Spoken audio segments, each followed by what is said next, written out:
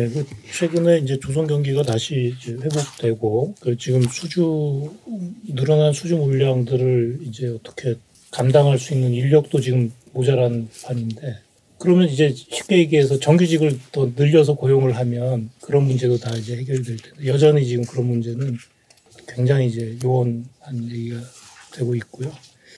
위험의 외주화 문제를 좀 더 얘기를 좀 해볼 필요가 있을 것 같습니다.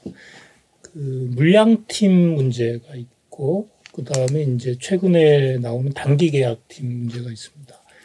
또 돌발팀이라는 것도 또 중간에 또 이제 있다고 들었는데, 왜 이렇게 되는 건지. 그러니까 공기를 단축해서 막 좀 빨리빨리 만들어서 이제 그렇게 해야 될 필요성들이 이제 그 생산 과정에서 있을지 모르겠지만, 최근에 보면 이제 환경 문제나 이런 것들도 이제 기업이 수출을 하기 위해서 반드시 그것들을 이제 하지 않으면 안 되는 이런 규제들이 강화되고 있고, 그런데 이 안전 문제는 조선산업 전반적으로도 이제 안전 문제에 대한 그런 규제나 이런 건 또 없는지도 좀 궁금하고, 돌발팀, 물량팀, 요 문제를 조금 더 한번 실태를 좀 더 얘기를 해봤으면 좋겠습니다.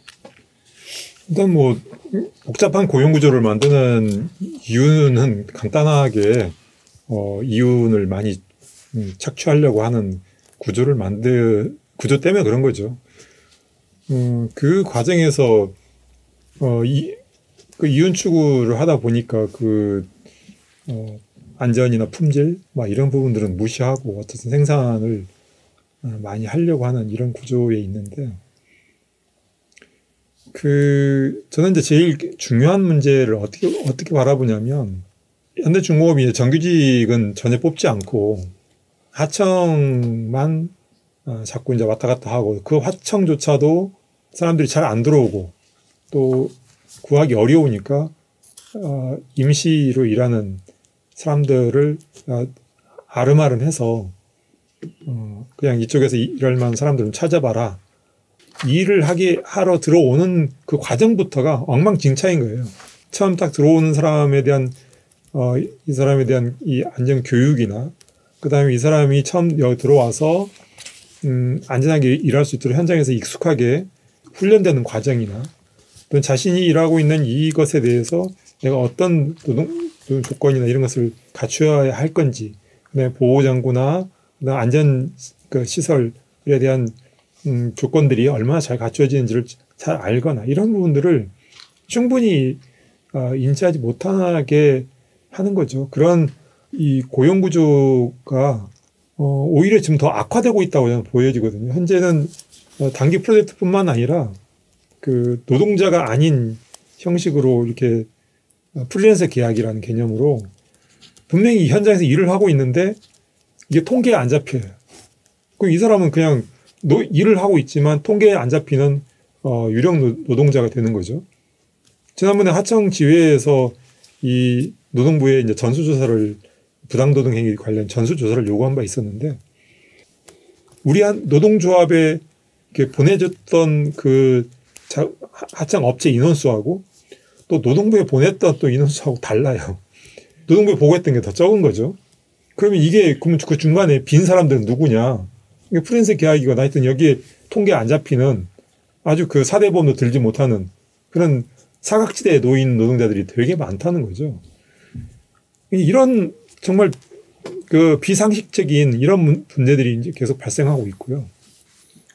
최근에 이제 현대중공업이 이제 ESG 관련한 논의들을 굉장히 많이 하고, ESG 위원회도 하고 있고, 이게 이제 글로벌 공급망까지도 이제 이게 ESG 문제로 규제를 하겠다. 그 관련 제도화가 지금 한국에서 좀 진행되고 있는데, 이미 유럽은 그런 제도가 서서히 지금 강화되고 있고, 특히 최근에 독일에서는 아주 강력하게 이 제도가 지금 확정은 됐고, 시행은 한 23년도부터 시행될 예정이라고 하는데, 이제 문제는 이게 ESG 환경이나 또는 기업 투명한 재무 구조 이런 부분들은 그동안에 이제 여러 가지 통계나 이런 것들이 좀 잘 나오는 반면에, 이 인권에 대한 노동자, 특히 이제 그 하청 노동자들에 대한 인권 측면에 대해서는 도대체 어느 것이 어느 정도로 보장해야 되는지 이 수치나 이런 또 관련 기준들이 제대로 정비되어 있지 않고 있거든요. 그러나 이제 이것이 이미 이제 그 하청 노동자들에 대한 이 위험의 외주화로 중대재해가 많이 발생하고 있고, 또 여러 가지 통계로 인해서 산재 은폐나 또는 임금 체불이나 이런 하청 노동자들의 노동 기본권을 제대로 보장하지 않고 있는 이 문제가 이제 앞으로 이제 이게 심각한 문제가 될 거라는 거죠. 이제 이렇게 배를 만들면 이제 분명히 어떤 다른 이 제재가 들어온다거나 또는 투자를 받지 못하게 해서 현대중공업이라든 재정 경영상에 문제가 발생할 수밖에 없는 그런 상황이 올 수밖에 없다는 거죠. 현대중공업이 이런 식으로 하청의 구조를 계속 방치해서 세계 제1등 조선소의 위치를 어느 정도나 더 유지할 수 있을까? 저는 그렇지 못하다고, 지속 가능하지 않다고 생각하거든요. 뿐만 아니라 이런 과정이 일본의 이제 실패 사례인데 이걸 그대로 답습하고 있는 이것 또한 대단히 심각한 문제고요. 그래서 이제 이 현대중공업의 특히 조선사업 전반에 다 그런데 새로운 인력이 유입되지 않아서 결국 승진된 노동자가 줄어들고, 그래서 결국 조선산업에 대한 이 메리트가 없기 때문에 이쪽에서 일하려고 하는 노동자들이 없으면 결국 조선소는 망하는 거죠. 이런 잘못된 고용 구조가 단지 하여튼 우리 노동자들한테 피해도 크지만 장기적으로 보면 자본에게도 결코 유리하지 않고 국가적으로도 상당히 심각한 산업의 위기에 처해진다. 그래서 이 안전보건 문제, 노동자들의 기본적인 인권의 문제가 산업 전반에 아주 악영을 끼치고 있고 사회 전반에도 대단히 큰 문제로 작용하고 있다는 것이고, 앞으로 이 문제는 지속적으로 해결의 구조를 만들지 않는 한 모두가 다 큰 어려움에 봉착할 수밖에 없다는 거죠. 그 단기 계약, 그러니까 단기 프로젝트 계약이라는 형태가 지금 아직까지는 현대중공업에만 이제 나타나고 있죠. 이게 이제 한쪽에서는 물량팀을 양성화한 거 아니냐. 그래서 하청업체나 2차 하청업체가 이제는 뭐 사용하던 물량팀을 현대중공업이 직접적으로 계약을 맺는다는 거는 그래도 그 절차, 그러니까 이 다단계 하청 구조의 물량팀보다는 좀 직접적인 관리 감독이 가능한, 그래서 양성화되는 거 아니냐라는 측면이 하나 있고, 두 번째는 이러한 단기 프로젝트 계약의 방식으로 물량팀이 없어질 것인가에 대한 문제가 있죠. 근데 기본적으로 첫 번째도 맞고 저는 두 번째도 맞다고 생각을 하거든요. 어쨌든 이 하청 구조에 있는 물량팀보다는 원청이 직접 단기 프로젝트 계약을 통해서 직접적인 계약을 맺는 방식이 더 늘어나는 거는 좋은 현상이라는 생각이 들어요. 근데 두 번째는 이 단기 프로젝트 계약만으로는 물량팀이 그러니까 줄어들거나 없어지지는 않을 거다라는 거죠. 그래서 보통 물량팀이 생기는 이유는 그러니까 시간 안에 이 정해진 이 수주받은 물량보다 더 많은 물량을 쳐내서 더 많은 이윤을 확보하기 위해서 이 물량팀이 필요한 거죠. 그 시간 안에 더 많은 물량을 확보하려면 이제는 해당 공정을 외주화 주거나 아니면 물량팀을 사용해서 빨리빨리 쳐내야 되는 거고, 그 과정에서 이유는 어쨌든 중간 마진들이 계속 이렇게 만들어지면서 아래로 그러니까 하방하는 구조고, 그래서 가장 말단에 있는 노동자들은 사실은 그 이윤에 이제 희생양이 되거나 아니면은 뭐 물량팀 같은 경우는 또 더 많은 비용을 자기가 감수하면서까지, 그래서 그러니까 이 하청업체 소장 같은 경우는 자기는 물량팀 사용하고 싶지 않은데 빨리 공정 맞추라고 하는 압박 때문에 어쩔 수 없이 자기가 손해를 감수하면서까지도 물량팀을 좀 고용할 수밖에 없다라고 하는 문제도 있고, 그래서 이 원하청 구조 안에서 어떻게 하면 빠른 시간 안에 이제 물량팀까지를 동원해서 아니면 프리미엄을 더 줘서라도 단축을 시켜서 빨리빨리 물량들을 소화할 거냐라고 하는 것들이 기본 원래 이제 마치 정상화되는 시스템인처럼 굴러가는 이상 물량팀은 없어지지 않을 거다라고 하는 건데, 여기서 문제는 그러면 위험에 대한 비용은 도대체 누가 이 어떻게 산정되는 거냐라고 하는 문제가 있어요. 그래서 원청이 일단 하청한테 물량팀, 그러니까 그 외주를 줄 때 이 해당 작업에 수반하는 위험과 관련된 어떤 비용들이 있겠죠. 근데 그거는 법적으로 보장된 비용, 그 안전관리비라든지 이런 거 제외하고는 그 비용을 산정하지 않아요. 하청업체도 그러면 그거를 산정해야 계산해야 되는데 그것도 산정하지 않아요. 이렇게 하면서 그러니까 중간 마진이나 중간 이윤이라고 하는 것 속에 위험에 대한 비용을 걷어내면서 발생하는 추가적인 프리미엄이 있는 거죠. 거기에 대해서 이제 마지막으로 피해를 보는 거는 사고에 직면한 노동자일 수밖에 없는 거죠. 그러면 그는 위험의 외주화가 문제가 되는 건 뭐냐면 위험이 이렇게 분할되면서 사실 최종적으로 책임지는 단위가 없어지는, 그래서 책임이 공백이 발생하면서 그 위험조차도 위험하다고 인식되지 않는 이런 문제 때문에 사실 위험의 외주화가 문제가 되는 거거든요. 그러면은 거꾸로 그럼 어떻게 해결해야 되냐면 안전은 원하청 구조가 있다는 전제하에 다 통합돼야 되는 거예요. 그러니까 예를 들어서 전체를 다 직고용하거나 직고용해서 다 내부화시켜서 통합되거나 아니면 죽어도 자기는 기업들이 우리는 직고용 다 못하겠고 외주화해야겠다라고 하면 그 외주화된 분할의 간극을 메울 만한 비용과 뭐 시간과 투자를 다 들어서까지도 그 안전을 통합시켜야 되는 것들이 있는 거죠.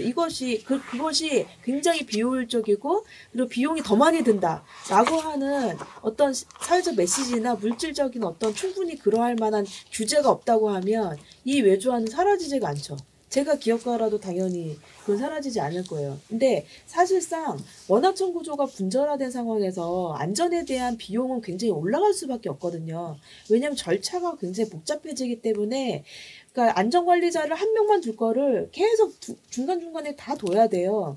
그러니까 이 문제를 사실은 무시하고 있는 건데 그래서 이제는 위험에 외주화하는 안전 정책일 뿐만 아니라 고용에 대한 접근이어야 된다라고 하는 것들이 대부분 안전 전문가들에 의해서는 사실은 그러니까 무시되곤 하죠. 이거는 위험의 외주화가 고용 문제가 아니라 안전 시스템을 어떻게 확보할 건가에 대한 문제다라고 하는데 정말 그 안전 시스템을 제대로 확보하려면 그러니까 직고용했을 때보다 더 많은 안전에 대한 비용이 들을 수밖에 없고 근데 실제로 이제 그거를 감수할 거냐 이거에 대한 사회적 논의는 아직 이루어지고 있는 것 같지는 않습니다.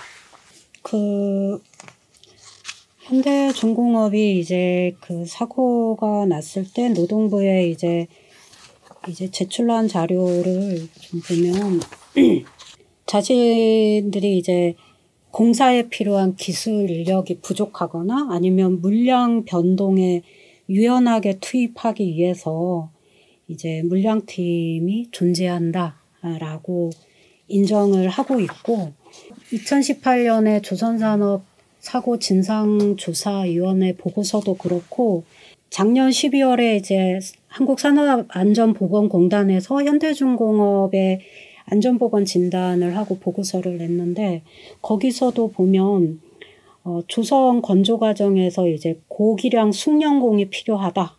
그리고 유연한 노동력을 확보하기 위해서 물량팀이 필요하다는 걸 일단 인정해요. 그런데 그 현대중공업이 그 아까 노동부에 제출한 자료를 보면 건조 기준으로 해서 2019년에 물량팀 비중이 현대중공업 하청 노동자의 50%예요. 자기들도 주장하고 정부에서도 주장하는 고기량 숙련공에 물량 변동에 유연하게 투입하는 노동자의 비중이 하청 노동자의 50%라는 거는 사실은 그런 용도로 물량팀이 만들어지고 운영되는 게 아니라는 거죠. 그중에 극소수의 뭐 예전에 돌관팀, 돌파해서 관철하자, 뭐 전쟁 용어처럼 군대 용어처럼 사실은 이 돌관팀이 이제 현재 물량팀의 그 원조처럼 되어 있더라고요. 저희가 조선산업 이렇게 좀 보다 보니까. 그런데 그렇게 소수의 어떤 정말 그런 역량들이 필요한 부분이 있을 수는 있다고 생각이 드는데 지금 50% 수준의 물량팀이 그래서 이제 자꾸 사회적 문제로 지적하니까 지금 30% 수준까지 다운시켰다라는 건데 과연 그 물량팀이 그런 용도의 물량팀이 아니다라면 사실은 지금 1차 업체에 있는 하청 노동자들과 마찬가지로 상시적인 업무에 투입되는 거예요. 그런데 더 권리가 없고 좀 더 다루기 쉽고 좀 더 이제 공기 단축을 더 압박할 수 있고 이런 노동자 그 층이 광범위하게 형성돼서 있는 거기 때문에 저는 이걸 그 프로젝트 협력사로 양성화한다라는 게 바른 것인가. 사실 올해 7월에 이제 도장공장 지붕에서 이제 지붕 교체 작업하다가 떨어진 노동자도 단기계약 업체 소속 노동자였는데 그분이 지붕 교체 작업 이력이 20년이에요. 그리고 현대중공업에서만 지붕 교체나 시설 교체를 10년 이상 꾸준히 다른 데 안 나가고 해온 사람이거든요. 사실은 현대중공업에서 상시적으로 필요한 인력인 거죠. 그런데 그거를 현대중공업이 이제 단기 업체에 물량을 줘가지고 작업을 시키다가 사고가 났는데 이 단기 업체 노동자들은 짧으면 작업 기간이 한 달도 있고 길어야 석 달이에요. 그리고 왜 이 단기 계약 업체 노동자들이 주어진 공기가 있는데 그보다 더 빨리 일을 하냐. 업체에서 그걸 하고 그 업체가 그 기간에 한 공사만 수주받은 게 아니라 현대중공업 내에 다른 공사도 그 업체는 수주를 받았어요. 그럼 이 일을 빨리 하고 그 인원을 빼서 다른 데 투입시키면 더 많은 일을 할 수 있는 거죠. 그런 식으로 지금 단기 계약 업체 노동자들이 사용되고 있고 1개월 단위이기 때문에 안전교육 없습니다. 그다음에 원하청이 함께하는 안전점검 없습니다. 안전보건협의체 없어요. 운영 한 달 일하고 빠지는데 뭘 그 법에 따른 그런 원하청의 공동 안전보건 협의회를 운영하고 점검하고 없습니다. 그냥 주어진 일만 치고 나가면 끝이에요. 굉장히 위험한 상태로 일하기 때문에 이름은 바뀌고 계약 형태는 바뀌었지만 사실은 저는 이 물량팀 노동자나 단기 계약 업체 노동자들의 처지가 현실적으로 노동자들의 입장에서 바뀐 건 없다라고 생각을 합니다. 그렇기 때문에 우선 사회적으로 또는 회사가 주장하는 물량팀이라든지 단기 계약 노동자가 필요하다라는 이 주장이 전혀 근거가 없다라는 것도 정부도 그거를 사측의 주장을 일방적으로 수용하고 있고 각종 보고서에 그러기 때문에 일정한 물량팀이 필요하다라는 걸 전제하고 있는데 일단 그 관점이 굉장히 문제가 있다라고 보고요. 그래서 저는 사실 안전관리 비용이 이제 다단계로 가면 굉장히 증가하고 비용을 아끼려고 하고 있는 원청이 안 할 거다는 거죠. 그래서 결국은 이 고용구조를 바꾸려면 상시 업무에 우리 하청 노동자들을 투입하고 있는 이 구조를 바꾸는 수밖에 없다.